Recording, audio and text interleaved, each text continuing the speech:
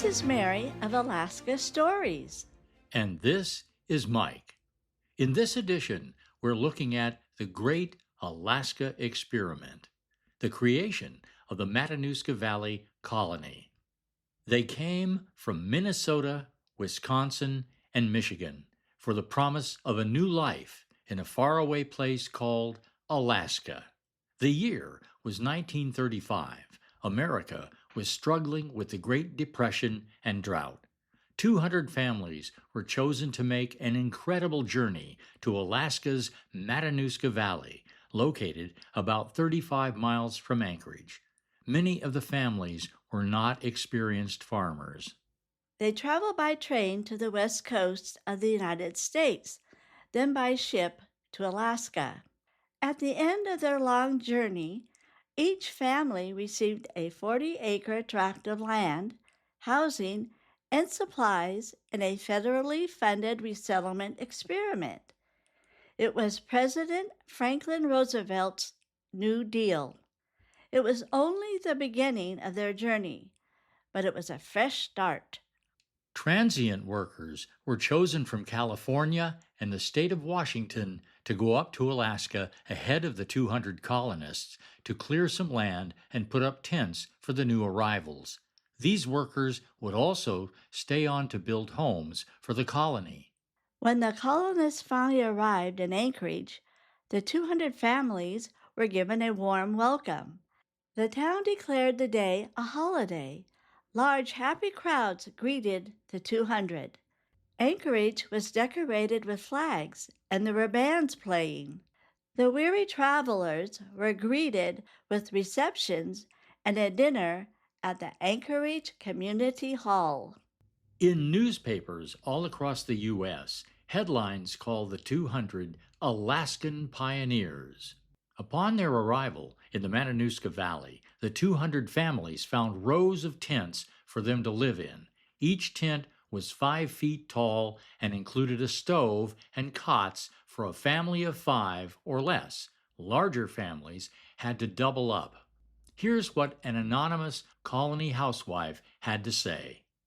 Our tents are 16 by 20, a floor made of rough lumber about 12 inches wide, with cracks of half an inch or more between boards. The stoves look good if you don't use them. They are not successful bakers. It is difficult to keep clean, as it is such a dusty country.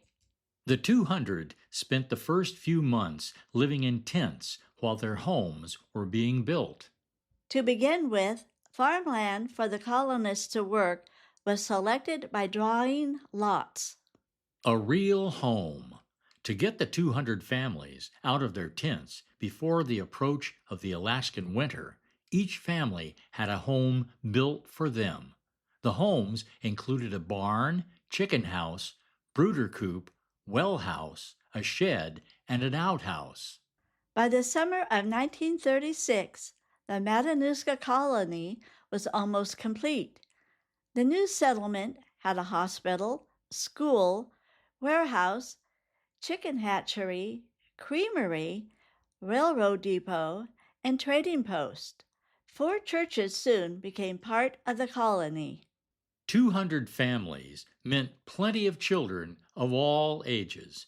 Since there wasn't one school for all the children, the colony put together a patchwork of solutions.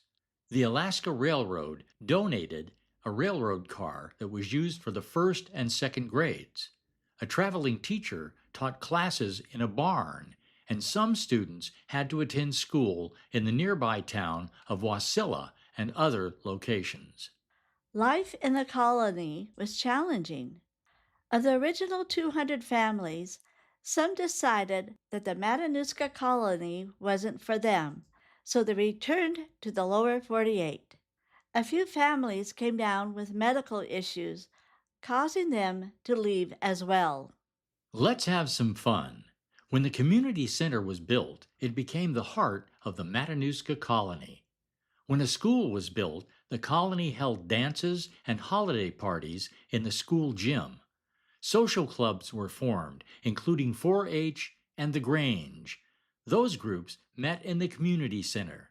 At one point, a University of Alaska instructor taught courses in weaving, canning, sewing, and other homemaking skills, and a colony gift shop sold items made by the colonists. In 1936, an excited Matanuska colony put together the valley's first annual fair. The fair would go on to become the Alaska State Fair. Because of the colony, the Matanuska Valley became a major agricultural center for Alaska, and the nearby town of Palmer became an economic hub. In 1936, a Broadway play titled 200 Were Chosen ran for 35 performances in November and December of that year. The play brought the Matanuska Colony adventure to life for America. Today, the Matanuska Colony is remembered in a museum housed in an original 1935 farmhouse at 316 East Elmwood Avenue in Palmer, Alaska. In addition, many of the original buildings are now listed on the National Register of Historic Places.